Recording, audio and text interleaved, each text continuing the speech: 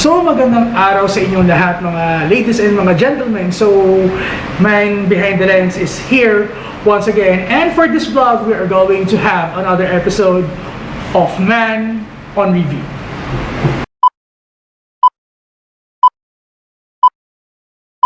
So ngayon, doon sa gagawin natin na Man on Review vlog na i-feature natin sa vlog na to.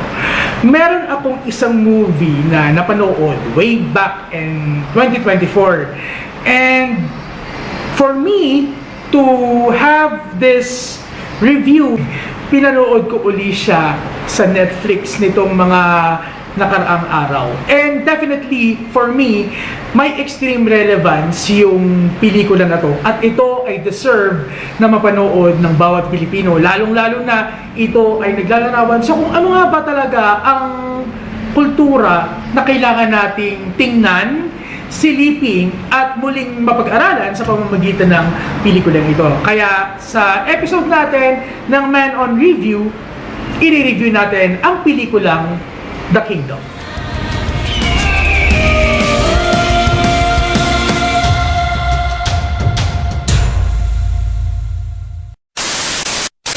So, The Kingdom is a movie na ipinalabas noong Metro Manila Film Festival noong 2024. At ito ay nakatanggap ng Second Best Picture Award, kasama na rin dito ang Best Production Design and Best in Visual Effects. So, kung titingnan natin ang konsepto ng pelikulang ito, kagaya ng nasabi ko kanina, sadyang napapanahon din ito talaga na panoorin. Lalong-lalo na, ito yung dapat na sumasalamin sa kultura nating mga Pilipino. So, kung makikita natin sa selection ng casting, well, nandyan si Vic Soto, si Piola Pascual, isama na rin natin sina Christine Reyes, Sid Lucero, Sue Ramirez, si Ruby Luis, at marami pang iba. So, itong pelikula na to is talagang talagang paulit-ulit ko sasabihin, napapanahon siya na panoorin. Lalong-lalo na, muling ipinapasilip sa atin ng pelikulang ito kung paano ba natin dapat tangkilikin at pahalagahan ang kulturang Pilipino na meron tayo. Kasi sa storya ng pelikulang ito, kung plot at storyline ang ating pag-uusapan, ito ay nakaset sa alternate Philippines na ang Pilipinas ay hindi nasakop ng mga Western countries. Kaya instead of Republic of the Philippines, ang pangalan ng Pilipinas sa pelikulang The Kingdom ay Kaharian ng Kalayaan. So kung makikita na lang natin, Tagalog na Tagalog talaga, kahit yung uri ng pamahalaan na meron tayo. So instead of democratic government na usual na nararanasan natin, it is a monarchy type of government na kung saan hari ang namumuno. Kaya nga, lakan makisig ng dula ang karakter na ginagampanan ni Bossing Vic dito. Patunay na monarkiya yung ini-apply na konteksto sa pelikulang ito as a form of government. So kung makikita natin, hindi ako magbibigay ng spoiler dito ha. Ang ipapaliwanag ko sa inyo yung pinaka-structure ng plot. Okay? So sa pelikulang ito kasi, dito natin itatanong dito tayo mapapatanong yung isa sa mga greatest what ifs natin. Paano nga ba kung ang Pilipinas ay hindi kailanman nasakop? So, sa konteksto, may mga kultura na somehow na preserve.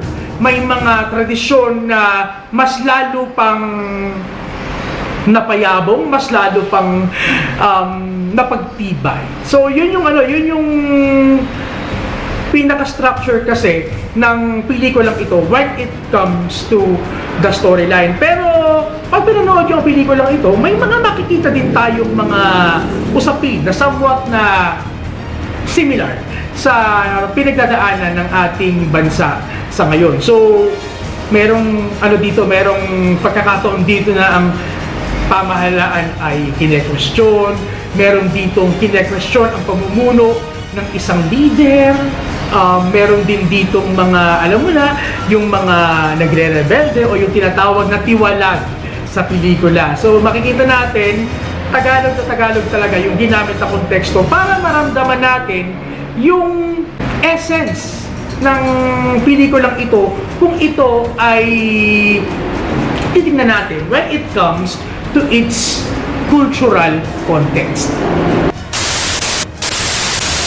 Kung cinematography naman ang pag-uusapan, isama na rin natin dito yung production design and visual effects na ilan sa mga nakuha nilang award. Definitely, nakatulong yung production design at visual effects para ilarawan kung ano ba ang magiging anyo ng bansa kung tayo ay hindi nasakop. So gaya nga ng sinabi ko, it is a monarchy type of government kung saan instead of president, hari ang namumuno. Kumbaga, lakan yung namumuno sa atin in a monarch structure. Kaya nga The Kingdom ang pamagat ng pelikula. Kasi ito yung eksaktong paglalarawan na ipinapakita sa pelikulang ito. At saka nakakatuwa din isipin na kung titingnan natin yung pinagsamang aspeto ng visual effects at saka production design, talagang napanindigan ng pelikulang ito na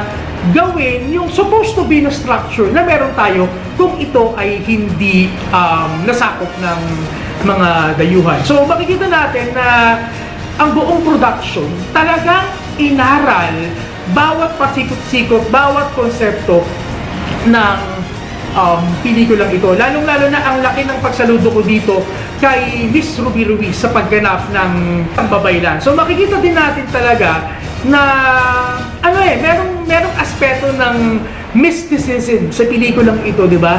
Kaya nga gamit na gamit yung term na bathala sa pelikulang ito para ipakita talaga o para i-represent yung supposed to be na kultura na meron tayo. So, kung magpo-focus naman tayo sa production design, yung architecture, yung costume, yung mga ornaments, yung mga sandata, talagang inaral talaga nila ito para maging accurate ito sa supposed to be na kultura. Kung ito ay hindi nabura sa kasaysayan, lalong-lalo na yung tugmaan, yan yung abangan niyo yung tagpong yan pag pinanood niyo yung pelikula, yung tradisyon na tinatawag na tugmaan. Nako, diyan kayo mas lalong mapapamahal o mas lalo kayong ma-attach sa supposed to be na kultura na meron tayo. So, bawin-bawi na yan sa pinagsamang konsepto ng production design at saka ng visual effects. So, sa tulong ng dalawang ito, mas lalong naging creative yung pagsasalaysay ng kwento or ng plot ng pelikulang ito. Mag-focus naman tayo ngayon sa historical at cultural relevance. So ngayon, dalawang partikular na aspeto ang titingnan natin dito. Definitely, historical.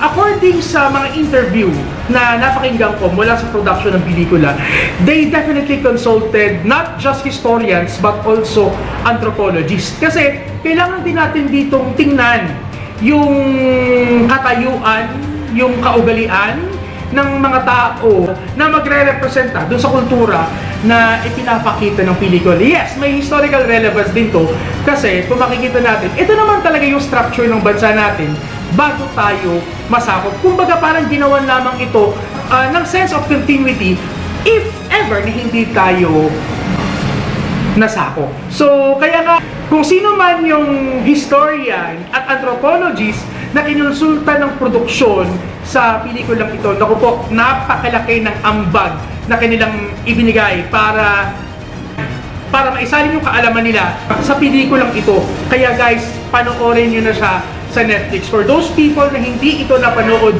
sa sinihan, panoorin nyo siya sa Netflix. Guys, talagang mapapabilib kayo sa lahat ng mga makikita nyo sa pelikulang ito. Yun nga, sa tulong nga ng visual effects at ng production design, talagang matibay na ipinakita dito yung parang pinakakultura na supposed to be na meron tayo, if ever na hindi tayo nasakop. As a Pilipino, ano ba yung magiging point of view ko sa pelikulang ito? Well, sa mga performances, there are some netizens or there are some fellow Filipinos na may nagsasabi na may mga flaw na kita sila dito, lalong-lalo na sa portrayal. Well, kung titignan ko yung portrayal ni Vic Soto, on the expertise, on the idea of expertise. Alam naman natin na si Vic Soto is nakilala natin as a comedian. Ngayon, talagang naging challenge sa kanya na paano siya gaganap sa isang pelikula na kailangan niyang magseryoso. Ibig sabihin, all-out drama. And to be honest, ang laki ng saludo ko kay Bossing Vic Soto na nagawa niyang panindigan ang gantong klaseng portrayal at performance. Well, sabi ko nga, may mga setbacks. Pero, guys, mas lalo niyong maa-appreciate at hahangaan si Vic Soto pag napanood ninyo ang pelikulang ito. Ngayon, balik tayo sa overall point of view ko as a Filipino. So, it's a must-watch. Kasi, eto ha, sinabi ko na ito even on my previous reviews na may kinalaman sa history and culture. Kasi, for people nowadays, history, or let us say, social science in general, for them are so boring. May mga nagsasabi pa nga that social science are very complicated. Well, hindi ako naniniwala doon. Kasi, kung social science sa pag-uusapan, ito naman yung sumasalamin sa kung ano yung buhay na meron tayo eh.